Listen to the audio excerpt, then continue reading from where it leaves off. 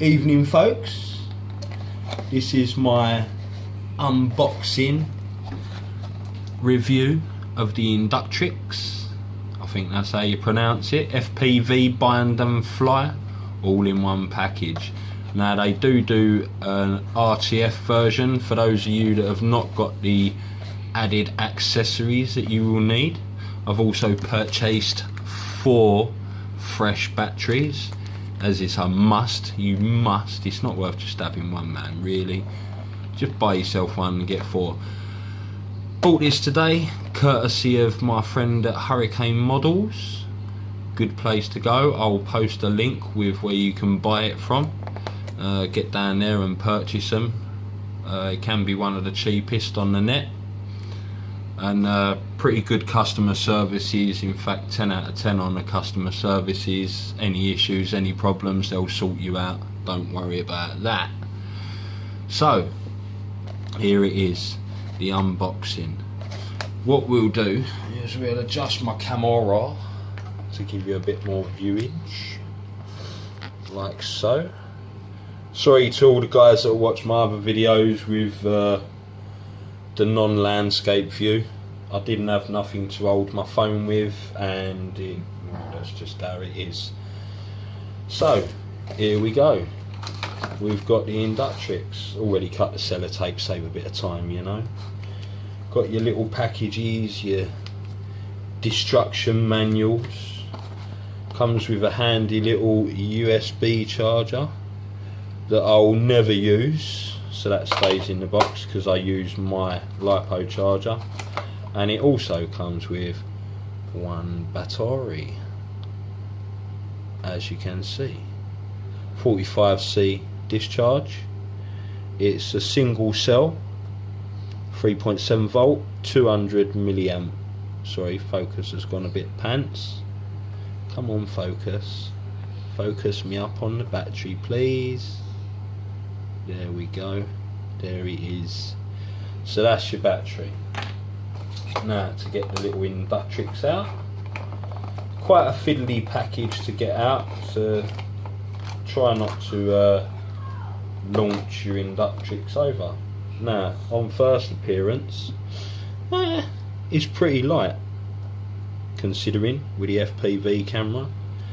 Comes with a nice little lens cover, which I will be maybe gluing a little something onto the face of it, like a little tab or something, so it's easier to pull off. Yeah, seems pretty good. Quite flimsy in places, but that's all the better, because if you're bouncing off of walls indoors, you don't want it just to hit a wall and crack. So that's it. Battery slides in underneath, as you can see. It's got a weird battery holder actually. I'm not quite sure why it's got these little lug holes on. I can't see them serving any purpose other than making it a bit of a tighter fit for the battery to stay in place. Maybe put some Velcro on there, I think.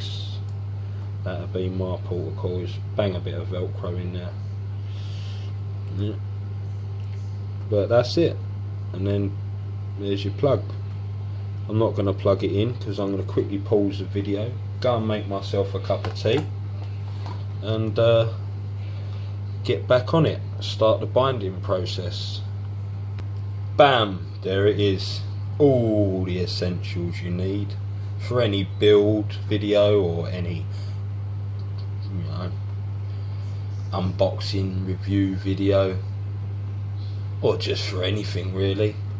Essentials: tea, bicky, and the components you need. So, binding procedure. I've gone over the manual a little bit. It's the biggest manual in the whole wide world I've ever seen Horizon do. Yeah, look, that's one side, that's the other side. Now, means I've got the new Gen 2 DX8, again purchased from yours faithfully, Hurricane Models. Something confuses me. I've got modes on my transmitter for quadcopters. I've got modes on there for helicopters. I've got modes for gliders, modes for fixed wing aircraft, aka planks. What confuses me is why I would have to set my transmitter to acro. Now, chances are this possibly is because a lot of people will be operating it on a DX6i or a DX8 Gen 1, possibly. So I suppose just keeping it simple. Anyway, onto the build. Let's get my biggie out of the way so I don't chop it up with those super huge rotors. And my tea, because I don't want to spill it on my new little toy. And we're going to start the binding process. We get it bound up, then we'll see what we can do with the FPV, get the goggles working, get the quadcopter working first, then get the goggles working. So, binding process. Switch on the drone, put it on the side, or quadcopter, sorry, it's not a drone, it ain't a drone. Yeah. So, lights are flashing, says on the manual, connect flight battery, quadcopter, the LED on the 3-in-1 flashes red during initialization, then flashes blue when it's ready to bind. At the minute there's red, blue and white, so confuse the situations anymore. I'm gonna guess that that's probably initialized, seeing as I can see a hint of blue in there. Yeah, I'm gonna guess that's ready to bind and I'm gonna go for it. So same old process. When you bind in, you got your bind button, throttles down, all your trims are centered as they say, and on it goes. Bearing in mind this might not bind up because, yeah, there we go, we're binding, sorry, on the side, and that's it. I don't like the fact that I've got an acro helicopter, an acro for a quadcopter, so I'll change that in a wee willy winkle. So apparently I've got modes on this, all switches. Ah, interesting. So flap switch, if you switch it down and then up, you'll notice a little light come on. Well, you won't because it's lighting it. If I dim the light a bit, you'll notice a lot better. If I pull the switch down on the flap switch, otherwise switch D on Gen 2, push it up, the light goes out, push it down, push it up, the light comes on.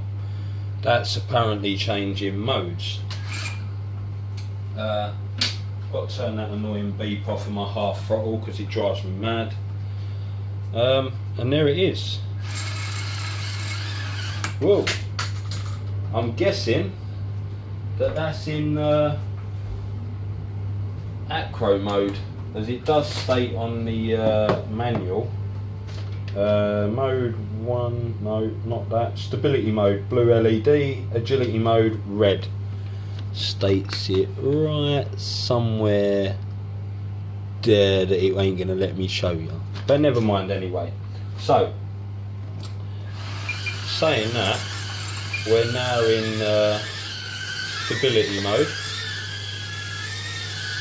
and it's pretty stable. You probably add some gains in there, do a bit of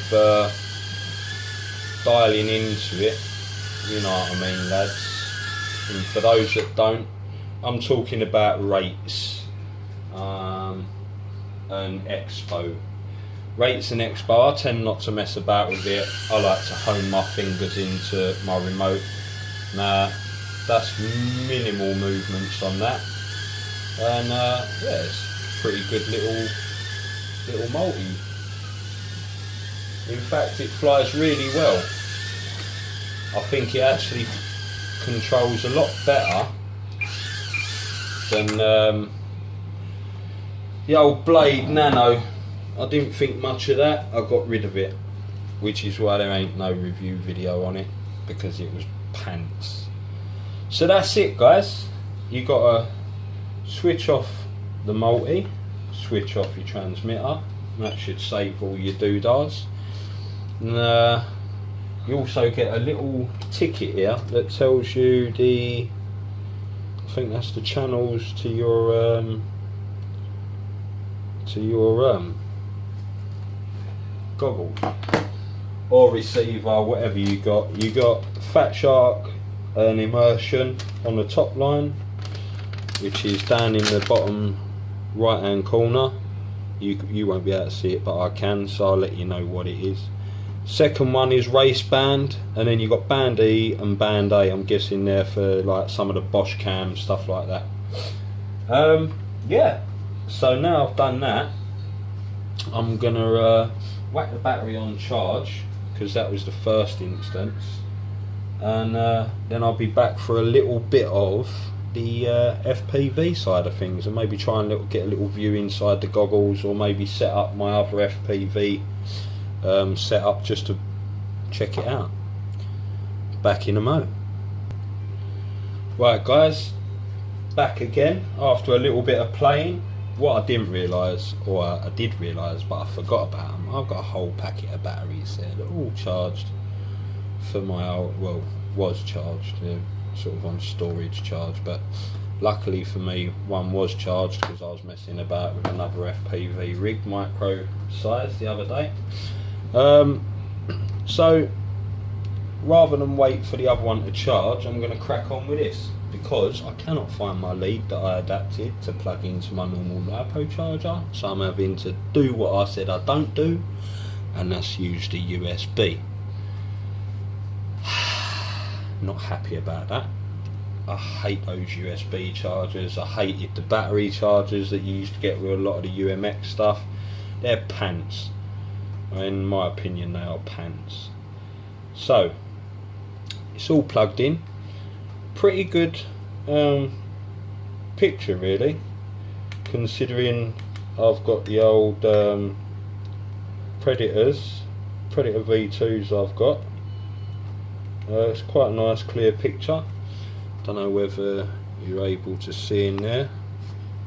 It's a bit difficult really trying to get this like that. It's probably better if I ended up doing a video with some of my other FPV gear, but yeah, that's pretty pants really. There you go, you can see a bit of it. There's my ugly mug, transmitter and etc. You can get a gist of it. See you jamming around the house. Oh, camera moved. Jamming around the house, buzzing around, doing some flips and crashing it.